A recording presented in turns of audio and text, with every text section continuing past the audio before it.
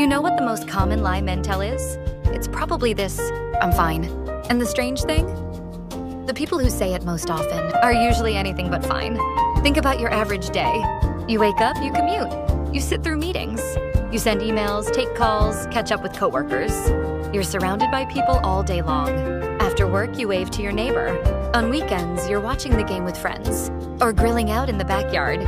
From the outside, there's zero reason to feel lonely. And yet, some people have 500 contacts in their phone.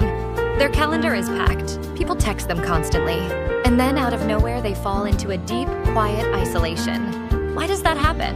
To answer that, we have to look at one assumption. Most of us have never questioned. We've been treating networks and relationships like they're the same thing. They're not even close. A network is a connection. A relationship is trust. A network is built by exchanging business cards. A relationship is built by showing up over time. A network exists because it's useful. A relationship survives even when it isn't. The problem? Modern life has gotten very good at making networks feel like relationships.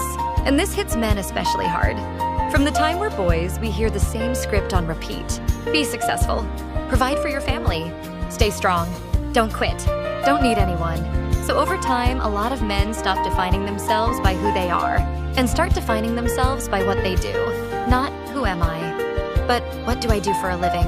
Your title, your income, your output, your hustle. These things become your identity. And when your career is in full swing, that's not obviously a problem because people are everywhere. You've got meetings, projects, clients, lunch plans, dozens of interactions every single day. But then something shifts. The company downsizes. You retire earlier than expected. The role just disappears. Most people immediately think money. And yes, money matters. But here's what gets overlooked. Losing a job isn't just losing income. It's losing a piece of your identity.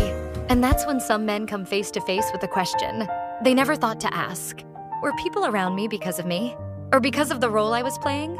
A lot of men go very quiet at that question. And here's the cruel irony. The moment you need connection most is often the moment it's hardest to reach for it. Because many men have spent their whole lives being the one who fixes things. They handled the family crisis.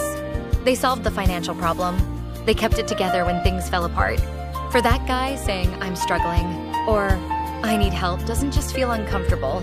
It feels like a betrayal of everything he's built. Like he's dismantling his own identity brick by brick. So instead, he says, "I'm fine," even when he's not. And that right there is the most dangerous part of loneliness. Because loneliness doesn't always begin with being alone.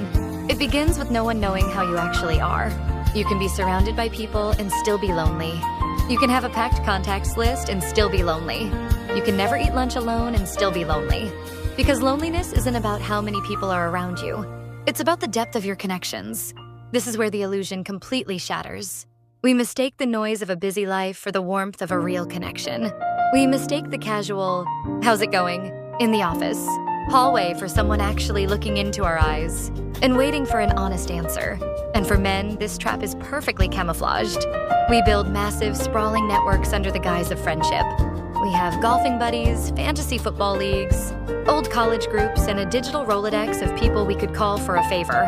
But when the stage lights go down and the applause of your career stops, you look around the room and you realize it wasn't a room full of friends.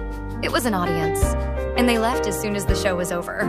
You see, a network requires maintenance, currency, and value. The moment you step off the corporate ladder, your currency drops to zero. The texts stop. The invitations dry up. The silence that follows isn't just quiet, it is deafening. And the hardest part? You can't even complain about it. Because to admit that you are lonely means admitting that the network you spent 30 years building was built on sand. It means admitting that without your title, you feel invisible. So here's the question that actually matters. How many contacts do you have? 100? 300? 500? That number might not mean what you think it does. The real question is, if something hit you hard tonight, out of nowhere, who could you call without explaining yourself first? Who would pick up at 2 a.m.? Who could ask you, "Are you okay?" and actually get an honest answer? That list, however short it is, that's your real social wealth. We live in the most connected era in human history, but more connections haven't automatically meant deeper ones. We have more followers, more messages, more platforms, and yet so many people never learned how to actually lean on someone. That might be the quietest crisis of our time. A person can look strong, independent, put together, but humans aren't built to live in isolation. We're wired for relationships. The kind where someone remembers you, wonders how you're doing, and would notice if you disappeared. So do this right now. Open your phone. Don't count your contacts. Just think of one person you could call without an explanation. And if that person came to mind, don't tell yourself you'll reach out someday, because maybe that's the whole point. Real connection isn't built in big moments. It's built in the ordinary ones, the random check-in, the, hey, how are you actually doing? Those small moments? That's where it all starts.